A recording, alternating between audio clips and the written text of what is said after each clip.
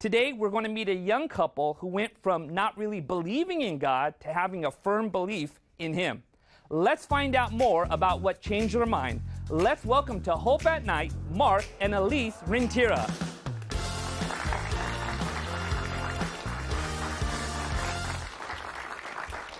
Now, you guys look like a very beautiful couple. Now, how long have you guys been married for?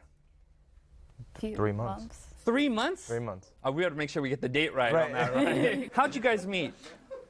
So we actually went to school together, but we didn't become friends until later in life. I was in a weird place in my life when he messaged me on social media, and one of the first questions he asked me was, "Do you believe in God?" Which was strange. Now that's a pickup line like I've never heard before. That's right. And I was like, of course, yes, because I was raised in a culturally Catholic home, and it would be offensive if anyone didn't believe that I didn't put God first. Of course, we didn't act like that, but that was our answer. Yes, we believe in God. Right. And I was like, I have a lot of questions, though.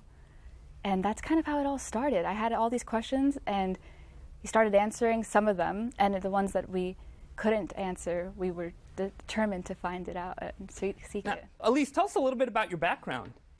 So we went to church on Sundays. I went to Sunday school, and I started asking questions to my teachers, my Sunday school teachers, that they couldn't answer, and they took me to the priest who couldn't exactly answer all of them. And I don't remember all the questions I had.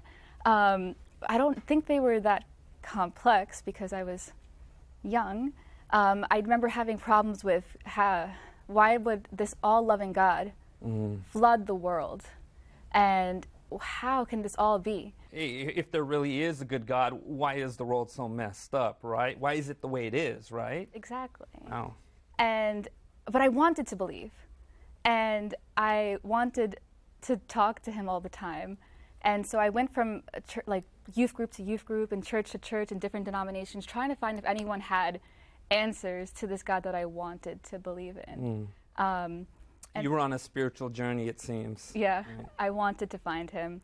And I feel like I didn't exactly give up, but I wasn't exactly trying either. I was just in school, I was in high school, just trying to get good grades, do well. When I moved to Florida, so I was from New York, I moved to Florida in my junior year of high school, so that was rough for me as well, because in the middle of the school year, when one of the first days of class, this girl in front of me turned around, and she was just like, I know this is going to sound really strange, but do you want to go to Bible study? Wow.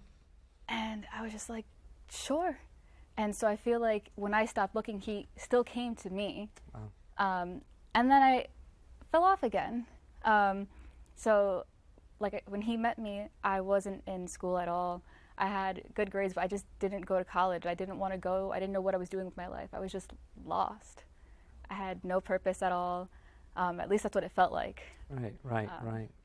Mark, tell us a little bit about your background. Yeah, so my family kind of sort of went to church. We went just about every Sunday, but it wasn't anything of substance. So we would go, I would play, you would play church. So you show up every Sunday, you sing, you sit back down, stand up again, you sing, not really having any sort of connection.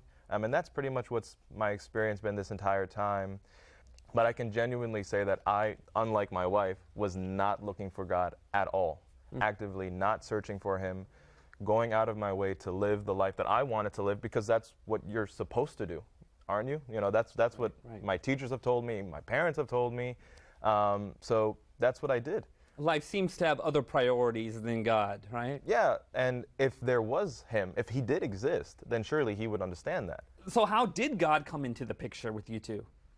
Honestly, besides the rudimentary beginnings that I had with my family that kind of introduced that there was a God, we believed in one, kind of like her family, was not looking for him. It wasn't until university that I had a professor. And I just signed up for this class. It was called African American Religion. I was like, it sounds pretty cool. I don't know what this is. I know nothing about this stuff. I'm just a kid from Brooklyn. I don't know this stuff.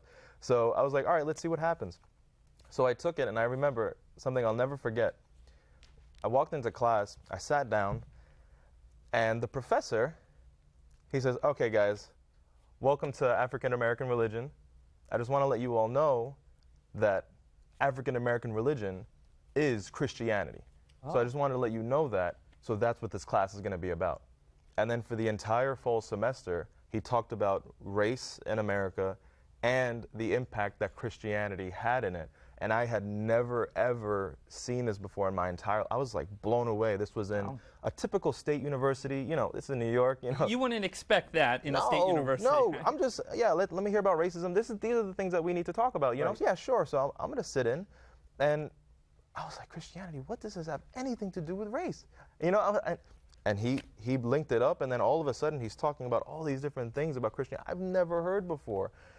And from that point,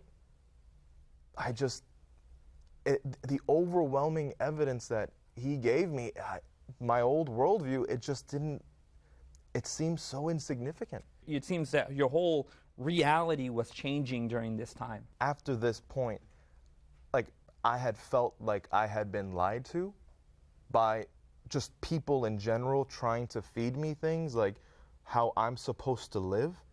And when I was told how it actually is, I genuinely was very offended, and I went on this, I guess you could say, spiritual journey of fire. And I was like, how could you say these things to me? And especially with my background and having a troubled home that I come from, so things were very different from that point. Now we have the man who changed the Renteria's lives right here in the studio with us today. Dr. Major G. Coleman is a law professor at the North Carolina Central University School of Law. He has a PhD in political science from the University of Chicago and a law degree from the University of Maryland. He has practiced law for many years with the federal government and is an expert on the political economy of race, evidence, the scientific method, formal argument, critical thinking, and logic. Let's welcome to Hope at Night, Major Coleman.